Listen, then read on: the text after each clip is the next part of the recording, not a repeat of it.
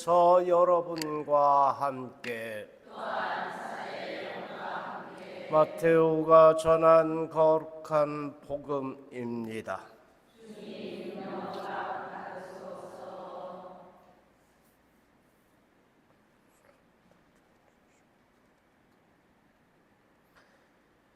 그때 예수님께서 12 제자를 가까이 부르시고 그들에게 더러운 영들에 대한 권한을 주시어 그것들을 쫓아내고 병자와 허약한 이들을 모두 고쳐주게 하셨다.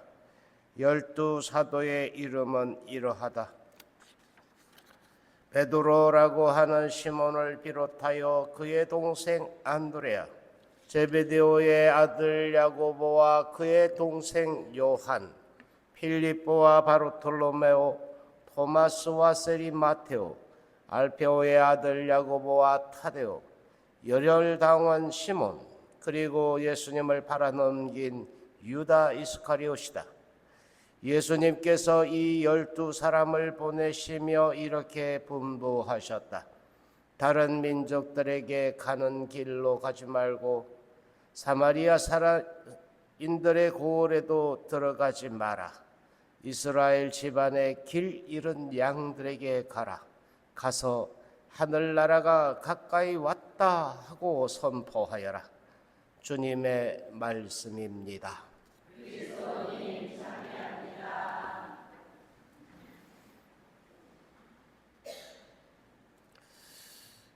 하늘나라의 기쁜 소식, 이 복음 선포의 대상의 첫 번째 대상이 되는 사람들, 유다인들이죠. 유다인들이에요. 네. 길 잃은 양들, 그 중에서도 길 잃은 양들이라고 이렇게 한정 짓고 있습니다.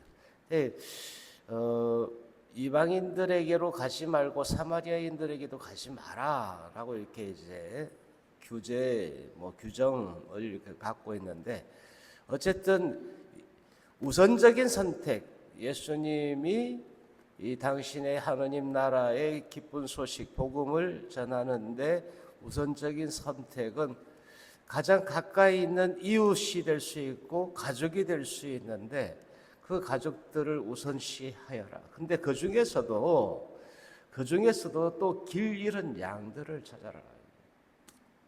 근데 여기에 이제 우리가 함께 그 대상, 우선적인 복음 선포의 우선적인 대상이 누구냐라고 이렇게 묻는 물음을 제대로 봐야 한다. 이 복음 선포의 우선적인 대상은 가족, 배우자일 수 있고 가족일 수 있고 형제자매일 수 있고 이웃이어야 한다. 그 중에서도 특별히 길 잃고 있는 양, 이때 길 잃고 있는 양, 길 잃은 양은 누구인가라고 봐야죠. 대상이, 첫 번째 대상이 유다인이라고 이렇게 한정지면 유다인들은 우리들의 이웃, 우리 마을 사람이 될 수도 있고 민족 전체로 볼 수도 있는데, 그 안에 길 잃고 있는 양, 길 잃은 양은 누구냐라고 봐야 돼요. 예, 우리는 그 길 잃은 양입니까?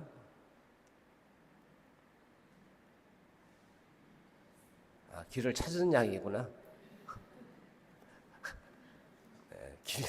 복음을 이미 받아들인 사람들은 길을 찾은 사람들이, 복음 선포의 대상이 되는 사람들은 어쨌든 길 잃고 있는, 길 잃은 양. 예수님이 그 대상자들의 우선적인 선택된 그들은 길을 잃고 있는 사람. 근데 정말 문제는 내가 길을 잃고 있는지를 모르고 있는 사람들이 더 문제예요.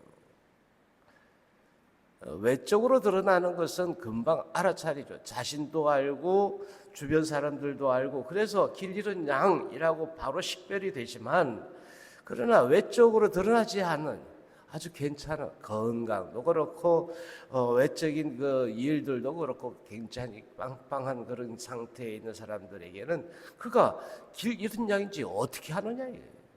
외적으로 보면 길 잃은 양이 아닐 수도 있잖냐고. 뭐가 아쉽다고 길 잃은 양이래. 그런데 여기에서 조금 더 이렇게 찬찬히 들여다보면 이 사람들이 마귀 들린 사람들 또는 병자들과 허약한 사람들이라고 볼 수 있다. 근데 여기에 이제 세 가지 부류라고도 볼 수 있죠. 마귀 들린 사람들은 무엇에 사로잡혀 있는 사람이죠. 무엇에 구속되어 있고 그것 때문에 뭔가를 못하는 사람. 예? 마귀에 사로잡혔다 하는 사람, 그 사람들은 무언가에 그게 폭 빠져서 다른 것을 일체 보지 못하고 관심도 없는 사람, 그것밖에 모르는 사람들일 수 있다. 거기에는 좋은 것일 수도 있고 나쁜 것일 수도 있어요. 무언가에 빠졌어. 예컨대 좋은 일에 빠져서도 있을 수도 있죠. 자기가 하는 일에 사업에 바빠서 다른 거 볼 새가 없다, 이런 것일 수도 있어요. 근데 그만 모르는 거지. 좋은 일이니까. 어쨌든 속박되어 있는 사람. 근데 여기에 그러면 우리 레이더를 쫙 한번 돌려봐야 되잖아. 우리 가족 중에 이런 사람이 없냐? 있어요, 없어요? 그 첫 번째 우선적인 선택 대상이 바로 그 사람들이라는 거예요. 복음 선포의 대상. 우리가 선교를 위해서 맨날 기도하고 이렇게 하는데 그 선포의 복음 선포의 대상이 첫 번째 대상이 되어야 될 사람이 바로 그 사람들이다. 뭔가에 사로잡히는 사람. 마귀 들렸다고 하는 것이 굉장히 그 이상한 행동을 하고 이것만을 의미하지 않는다는 거예요. 뭔가 자유롭지 않아. 그래서 이 일에 파묻혀서 이제 워커홀릭이라고 하잖아요. 일 때문에 완전히 멘붕 상태에 있는 경우죠. 자기가 없는 경우, 자유가 없는 경우, 뭔가에 구속되어 있는. 그래서 다른 거 일체 보지 못하는 그 상태에 있는 사람일 수도 있겠다. 여하튼 마귀 들렸다고 하는 그 부분의 영역을 한번 싹 스캔을 쫙 돌려보면 우리가 누구에게 복음 선포를 해야 되는지에 대한 대상이 나올 수 있다. 병에 걸린 사람 역시 맞죠. 우리 주변에는 앓고 있는 사람들이 많죠. 외적으로 확 드러나니까 앓고 있는 사람. 근데 이 앓고 있는 사람도 이게 또 외적인 병도 있지만 내적인 병들도 있어요. 심리적인 이러한 부분들, 마음이 상처 입은 사람들이 한둘이겠어요. 여러분들은 온전하신 분들이죠?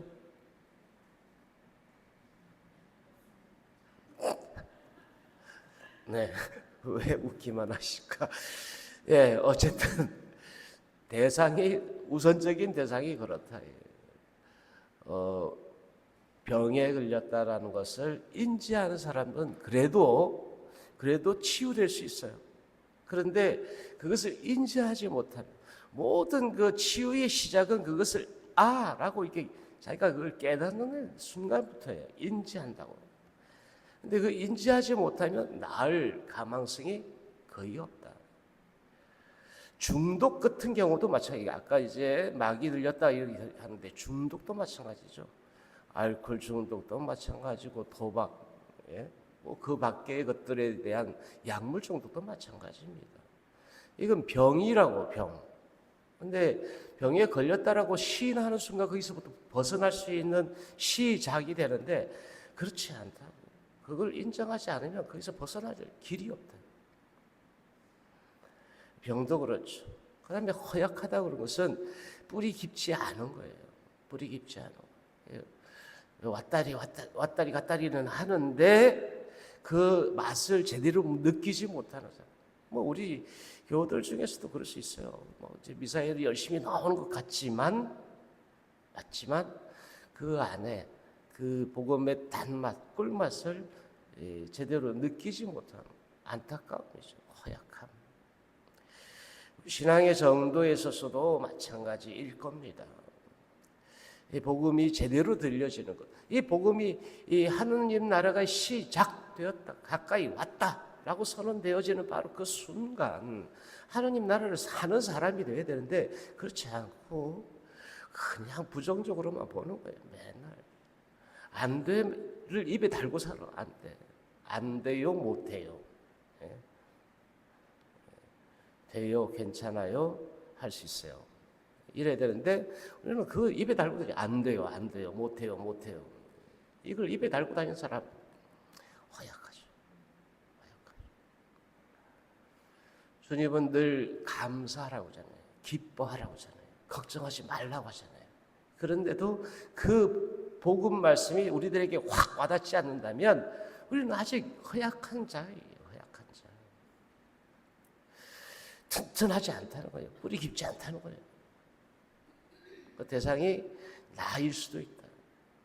그 복음에 대해서 복음이 진정 나에게 와서 복음이 내게 정말 기쁜 소식이 되고 나를 해방시키는 그 소식이 돼야 되는데 여전히 좋은 말씀이긴 한데 그러고 저쪽을 보고 있어. 그러면 아직은 내가 주님의 복음을 제대로 받아들인 사람이 아니라는 거죠. 그 안에 나아가야 한다. 복음의 우선적인 선택된 자, 구원받은 자로 내가 있는가? 아니 내 가족이 있는가? 내 주변에 그렇게 쫙 주변을 스캔했을 때 그런 대상이 있는가 찾아봐야 한다. 복음 선포의 대상. 거기에 나도 빼놓지만 나 자신도 빼놓지 말라고. 근데 우리는 무조건 파견받아야 되고 또 그들을 위해서 기도해야 되고 이런 생각만 하잖냐고. 근데 아니라니까요. 첫 번째 대상이 왜 예수님은 그러면 이 안에 우리 안에 있는 이 유다인들 이스라엘 백성들을 향해서 그랬을까? 복음은 늘 바깥으로 선포되는 것이어야 하지만 그럼에도 그 일 당사자가 자신이어야 한다. 나 자신이. 이것을 또한 또 드러내고 계신 것은 아닌가 생각이 듭니다. 오늘 이 복음의 기쁜 소식이 나 자신에서부터 내 가정 안에서부터 이렇게 제대로 복음이 선포되어지고 그래서 이 기쁜 소식으로 기뻐하고 감사하는 우리였으면 좋겠습니다. 아멘.